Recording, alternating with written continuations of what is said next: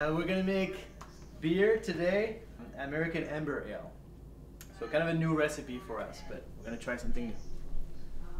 The first step is to put the barley in a barley crusher.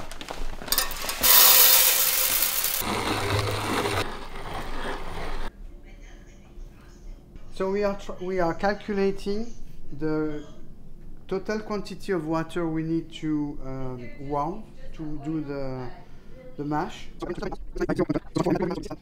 So we need roughly to warm 7.5 gallons. There is a filter here. So we screw the filter inside.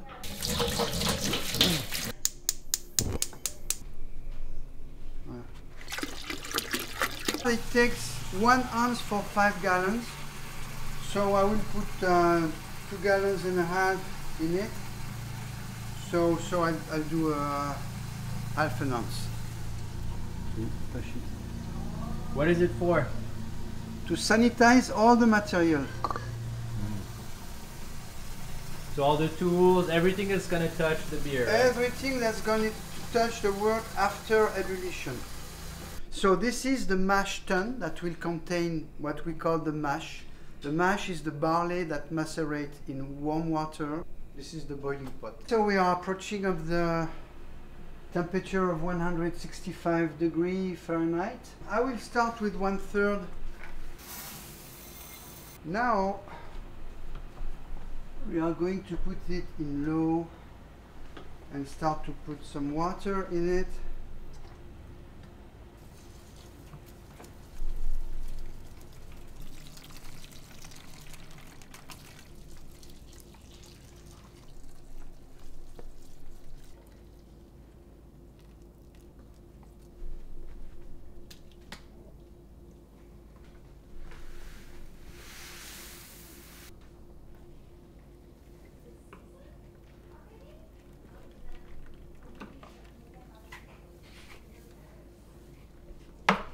Ok, qu'est-ce qu'il fait, Jeannot?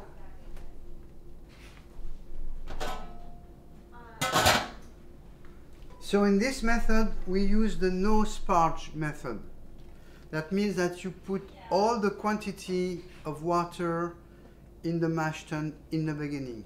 Everything must be really, you see there is one here. See what could happen is this. So you don't want that.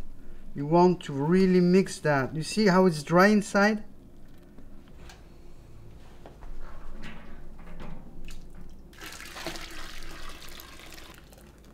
Voilà. So now we are ready to leave that for about 1 hour.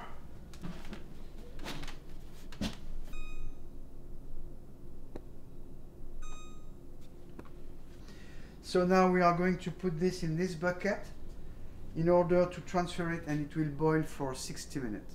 The first few quarts, we put them back above. But the beer maker will always recommend you to do that.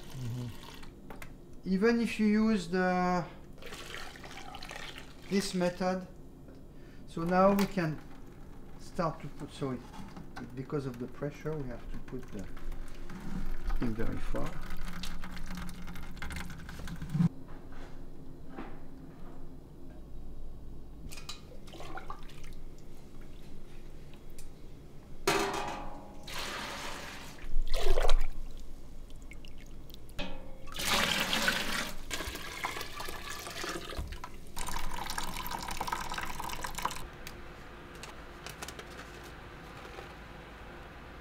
Ah, ça sent bon. T'as vu, c'est très aromatique. Hein. C'est ça qui va donner l'arôme et l'amertume à ta bière. Now we are in the process of boiling the wort. It has to boil minimum 60 minutes. And but when it arrives at ebullition temperature, boiling temperature, we'll put hops. And we will add other hops at different time of the process. Pan, you need to keep it really clean because the wort is really stinky collant, sticky. And so you want to keep your material always clean. That's easier to maintain than, you know, if you leave that long ago, it will be harder to clean.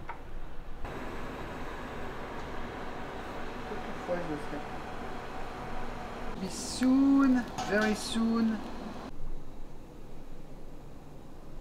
You can smell the real aroma of the hops, which is really subtle, and that's what gives to the beer, first of all, the bitterness, but it adds also more flavors.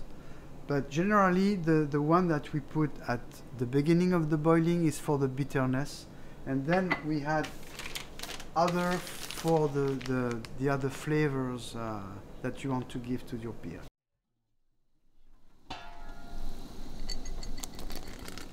We're putting the hops. Yeah.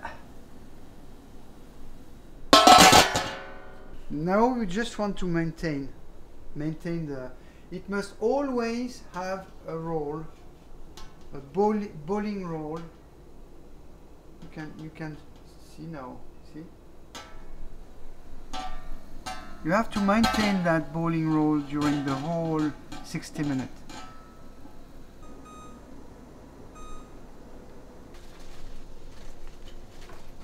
Here we are in the process of sanitization of the fermenter or carboy. It needs to stay to sanitize for 15 minutes. So this will take 30 minutes because I sanitize one side for 15 minutes and the other side for 15 minutes. Okay, now it's time to put the second part of the hops. So what we do here depends on the recipe you are following. So generally the hops that we put 10 minutes before the end is more for savor than bitterness. So that's what we are going to do now. And we put a little bit of Irish moss. It's about 10 to 15 minutes before the end, so we are right at that time now. So just a small spoon of that, not necessary to put much of it. It's normally a teaspoon, huh? It's about a teaspoon. So you put that, so it's to clarify the beer. It helps to make the beer more transparent when it's finished. So when we cool the wort, the water is coming from the faucet here, going to that spiral, and then going out from here and here. You must constantly move the wort in order that you cool it as fast as possible. You don't want any bacteria to develop in that wort. Now we finish the boiling, so we need to transfer it as soon as possible into the fermenter. So now we are going to combine two methods of cooling. The first one is one we do now, so that's water from the faucet. And then we are going to do a second method, which is make that water going through a bucket of iced water. Once it goes 100 degrees Fahrenheit, we can do that, but we will start that a little bit sooner for today.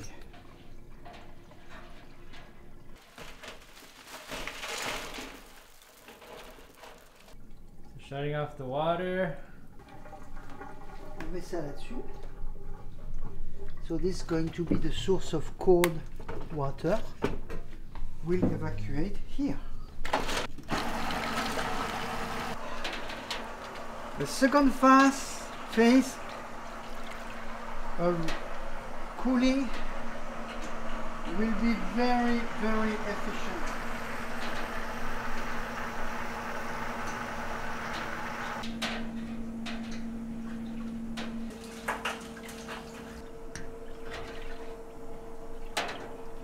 Okay, we are at 68, so now we can stop the pan,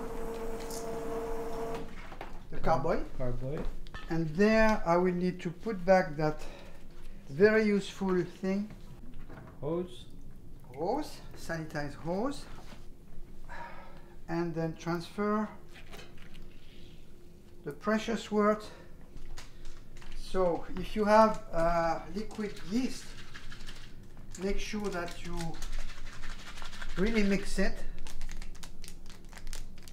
first.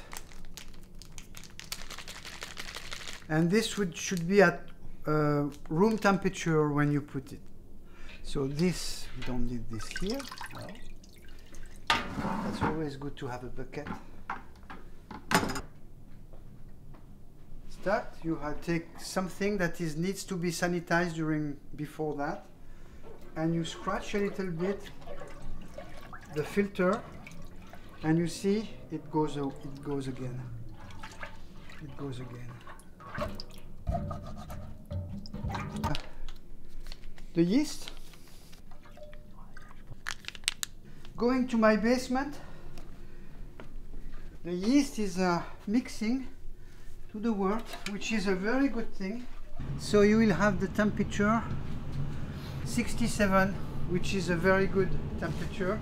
So it's very good in that place. So you want a place in your house where you can leave your beer alone for 21 days. I use only one fermentation and in the dark.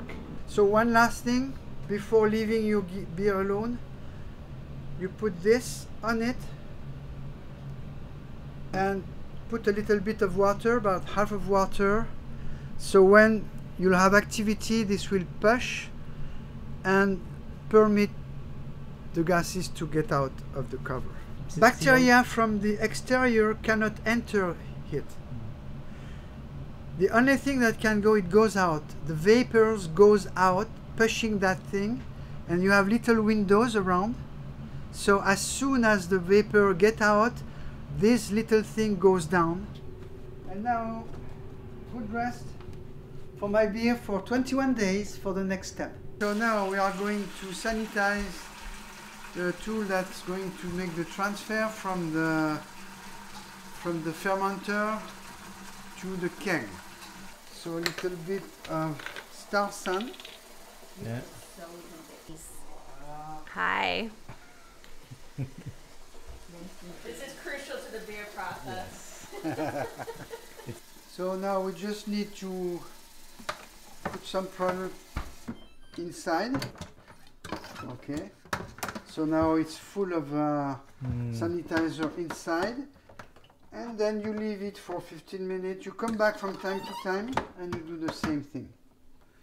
This during about 15-20 minutes. So now we are going to see how to clean the beer line. So you just finished the keg. So this was a very good beer. We've just finished it. So now we want to put another keg here. We need to clean the beer line every time. So what I do is sure that, so of course before doing that I closed all the faucets that brings the, but there's still pressure in it. Even though you close the faucet, there's still pressure in it. So now before cleaning that keg, we are going to clean the beer line. From this standpoint, it's like you unscrew it. Okay. Then you put this one. So same thing. Yeah, you see the product? The solution, yeah, okay, I see. Okay.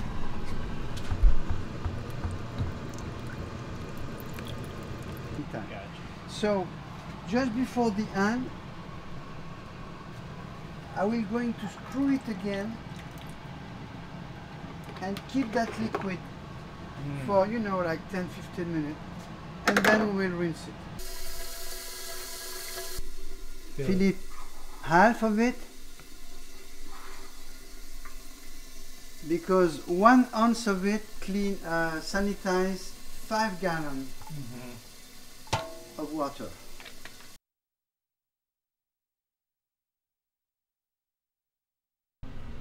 Now is the happy moment where we are going to transfer from the fermenter to the keg. So we go slow because we try to not put oxygen with it, in it, but there is a way to get rid of that too. Okay, and we push it, and oh voila.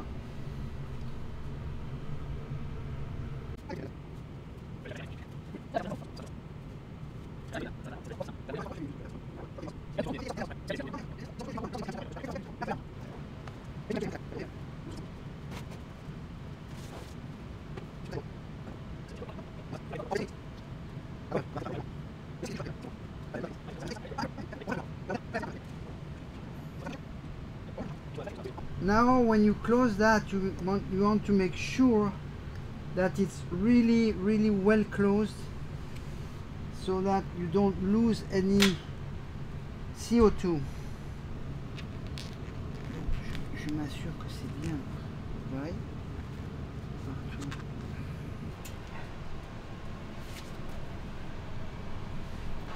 Now you have in, that's where the CO2 enters,